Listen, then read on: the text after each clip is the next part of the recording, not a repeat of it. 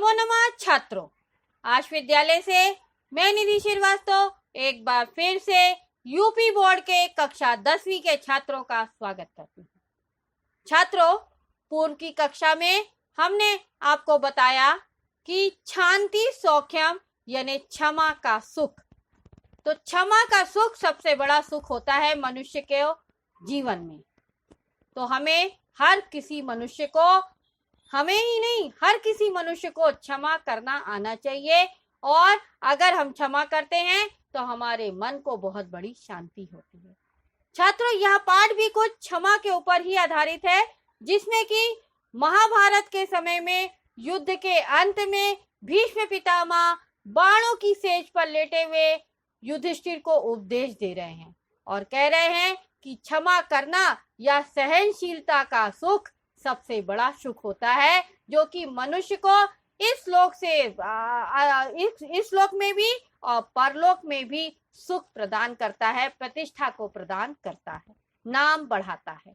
ठीक है छात्रों, तो छात्रों इसी बात को बताते हुए यहाँ पर आगे के श्लोकों में भीष्म पितामह युधिष्ठिर को क्या उपदेश दे रहे हैं उसको जानने के लिए आइए हम लोग देखते हैं क्लास 10 संस्कृत पद्य पीयूषम का चतुर्था पाठा शांति सौख्यम का द्वितीय भागा। प्रस्तुत पाठ में छात्रों महर्षि व्यास द्वारा रचित है और प्रस्तुत पाठ में श्लोकों का अन्वय और हिंदी भाषा में संदर्भ सहित व्याख्या और विशेष पर हमने प्रकाश डाला है। छात्रों, श्लोक नंबर 3 ध्यान से सुनिएगा। आकृष्य मानो न कृष्येन मन्यूरेनम। कितनी बड़ी स्पेलिंग है, ध्यान से सुनिएगा। आकृष्य मानो न कृष्य येन मन्यूरेनम तिथि छतः आक्रोष्टारम निर्दहति सुकृतम च तिथि छतः। क्या कह रहे हैं भीष्म पितामह? सॉरी, आकृष्य मानो नाकृष्य येन मन्यूरेनम तिथि छतः आक्रोष्टारम निर्दहति सुकृतम च तिथि छतः। छात्रों, इस श्लोक का हमको अन्वय करना है और अन्वय करने के लिए ये सूत्र है कि कर्ता कर्म क्रिया और इनके विशेषण को उनकी एक अन्य विभक्तियों के साथ में एक पंक्ति में नियोजन करना ही अन्वय कहलाता है। तो ना छात्रों, इस श्लोक का अन्वय देखिए। आकृष्य मानः न आकृष्येत तिथि छतः मन्यु एनम आक्रोष्टारम निर्दहति तिथि छतः च सुकृतम भवति। ठीक है, वो क्या कह रहे हैं कि आकृष्य माना न आकृष्येत तिथि छतः मन्यु एनम आक्रोष्टारम निर्दहति तिथि छतः च सुकृतम भवति। छात्रों, प्रस्तुत श्लोक में भी हमको संदर्भ लिखना है और संदर्भ यह है कि प्रस्तुत श्लोक हमारी पाठ्य पुस्तक संस्कृत साहित्य के पद्य पीयूषम के शांति सौख्यम नामक शीर्षक से अवतरित किया गया है। इस श्लोक में दूसरे के द्वारा गाली दिए जाने पर भी स्वयं गाली ना देने की प्रेरणा दी गई है। यानी दूसरा आपको कितना भी गाली अपशब्द देता रहे, गाली का अर्थ है अपशब्द कहता रहे, पर आपको एक भी शब्द नहीं बोलना चाहिए उसके प्रति, तो अपने आप ही वो नष्ट हो जाएगा। ठीक है छात्रों, भीष्म पितामह यह कह रहे हैं। तो देखिए बता रहे हैं क्वेश्चन नंबर 3 श्लोक नंबर 3। आकृष्य मानः न आकृष्येत। आकृष्य माना यानी गाली या अपशब्द दिए जाने पर, ना यानी नहीं, आकृष्येत यानी गाली देना चाहिए। ठीक है। तिथि छतः यानी क्षमाशील व्यक्ति का, तिथि छतः यानी क्षमाशील व्यक्ति का, मन्यु यानी मन, और मन्यु एनम आक्रोष्टारम, आक्रोष्टारम यानी गाली देने वाले का, निर्दहति यानी उसको खत्म कर देता है। ठीक है, तो वो क्या कह रहे हैं कि आकृष्य माना ना आकृष्येत यानी गाली देने वाला या जो अपशब्द कह रहा है उसको हमको गाली नहीं देना चाहिए। तिथि छतः यानी क्षमाशील व्यक्ति का, मन्यु यानी क्रोध गुस्सा, एनम यानी इस प्रकार, निर्दहति आक्रोष्टारम निर्दहति यानी गाली देने वाले को इस प्रकार जला देता है। तिथि छतः च सुकृतम भवति। तिथि छतः यानी क्षमाशील व्यक्ति का पुण्य होता है, यानी जो व्यक्ति क्षमा करता है वह उसका पुण्य होता है। तो छात्रों ये बता रहे हैं कवि कहते हैं कि आक्रोश्यतारम न आक्रोशित, यानी कवि कहते हैं कि क्षमाशील व्यक्ति को दूसरे के द्वारा गाली देने पर भी कभी अपशब्द नहीं कहना चाहिए। उसके प्रति अपने मुंह से या अपने मन में उसके प्रति गाली के विचार नहीं लाने चाहिए, यानी अपशब्द के विचार नहीं लाने चाहिए, क्योंकि क्षमाशील मनुष्य की क्षमाशीलता जो है वो गाली देने वाले मनुष्य को पूरी तरह से समाप्त कर देती है, अर्थात पूर्णतया भस्म कर देती है। उसके क्षमाशील कार्य से उसे इस लोक से में भी और परलोक में भी ख्याति प्राप्त होती है, पुण्य की प्राप्ति अर्थात ख्याति प्राप्त होती है। तो नाउ छात्रों यहाँ पे देख लीजिए लिखा हुआ श्लोक कि कवि कहते हैं कि क्षमाशील व्यक्ति को दूसरे के द्वारा गाली दिए जाने पर भी उसके प्रति बदले में गाली नहीं देनी चाहिए, क्योंकि क्षमाशील मनुष्य की क्षमाशीलता गाली देने वाले मनुष्य को पूर्णतया भस्म कर देती है। उसके क्षमाशील कार्य से उसे अर्थात क्षमाशील व्यक्ति को पुण्य की प्राप्ति होती है, यानी इस लोक में भी उसका नाम होता है और परलोक में भी उसका नाम होता है। तो नौ विशेष देखिए छात्रों, आक्रोश्य मानव में शानच प्रत्यय हो रहा है, जब भी मानव माना माता है सब जगह शानच प्रत्यय। तो आक्रोश्य मानव में शानच प्रत्यय आ उपसर्ग कृष धातु शानच प्रत्यय, और तिथि छता में तिज प्लस सन प्लस क्षत्रि प्रत्यय, आक्रोष्टारंभ में आ उपसर्ग प्लस कृष धातु प्लस त्रिच प्रत्यय। नौ छात्रों श्लोक नंबर 4।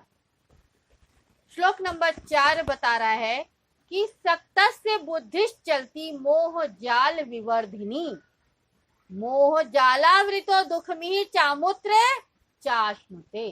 क्या बता रहा है कि सक्तस्य बुद्धिश्च चलती मोह जाल विवर्धिनी, मोह जालावृतो दुखमिहि चामुत्र चाश्नुते।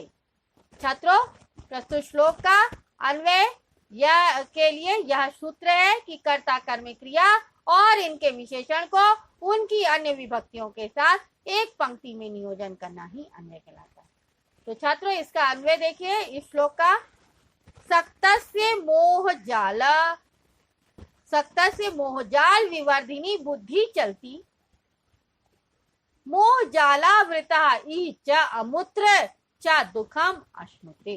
ठीक है, तो ना इसका संदर्भ है कि प्रस्तुत श्लोक व्यास द्वारा रचित महाभारत से संग्रहित हमारी पाठ्य पुस्तक संस्कृत साहित्य के पद्यभूषण के शांति सौख्यम नामक शीर्षक से लिया गया है, और इस श्लोक में मोह बुद्धि के विषय में चर्चा की गई है। मोह बुद्धि यानी जो मोह जाल में फंसा रहता है। मोह जाल कैसा? हर तरीके का, कि ये मेरा संसार, मेरा घर है, मेरा सामान है, मेरे बेटे हैं, मेरी पत्नी है, इस तरह के जो, या मेरा 100 रुपया है, मेरा पैसा है, जो इस जाल में फंसा रहता है कि मेरा मेरा मेरा, तो वह क्या होता है, इस लोक में भी दुख पाता है और परलोक में भी दुख को पाता है। तो ना छात्रों यहाँ पर समझ लीजिए कि सक्तस्य मोह जाल विवर्धिनी बुद्धि चलती। सक्तस्य यानी संसार के प्रति आसक्ति, मोहजाल यानी आसक्ति रखने वाला। ठीक है, तो संसार के प्रति आसक्ति रखने वाला, मोहजाल यानी मोहजाल में, विवर्धिनी यानी बढ़ाने वाला, बुद्धि यानी बुद्धि, चलती यानी गतिशील रहती है। तो जो व्यक्ति का इस संसार के प्रति अत्यधिक आसक्ति रखती है और जो मोह जाल को बढ़ाने वाली बुद्धि होती है, उसकी बुद्धि जो मनुष्य की होती है वो बहुत गतिशील होती है।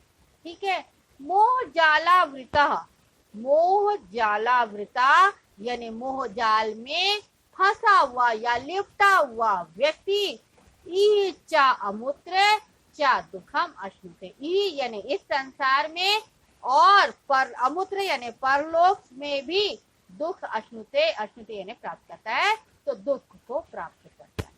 ठीक है छात्रों, तो बहुत बड़ी बात बताइए यहाँ पर भीष्म पितामह ने, जबकि आज के युग में कोई ऐसा नहीं मानता है, सब कोई अपना पराया में लगे रहते हैं।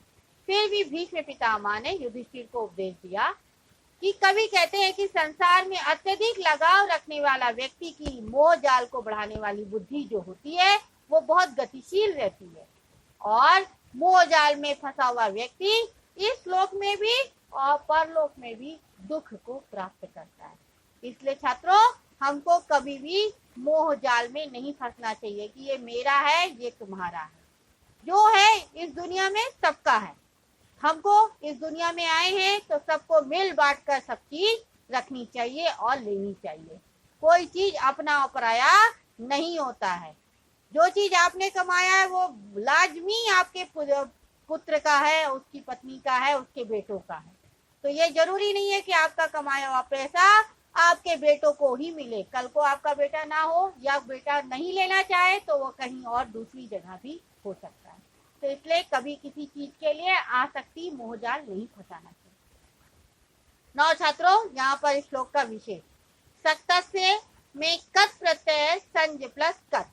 आवृता में भी कत प्रत्यय है, आ प्लस व्री प्लस कत। मोहजालावृता, मोहजालावृता में तृतीया तत्पुरुष समास है, मोहजालई आवृता, तृतीया तत्पुरुष। छात्रों, इसी के साथ यह अंश यहाँ पर समाप्त होता है। छात्रों, आज के इस अंश में आपने 2 श्लोक पढ़ा। एक में आपको बताया गया कि कितना भी कोई इंसान आपको गाली दे, आपको उसके प्रति बदले की भावना में गाली नहीं देनी चाहिए।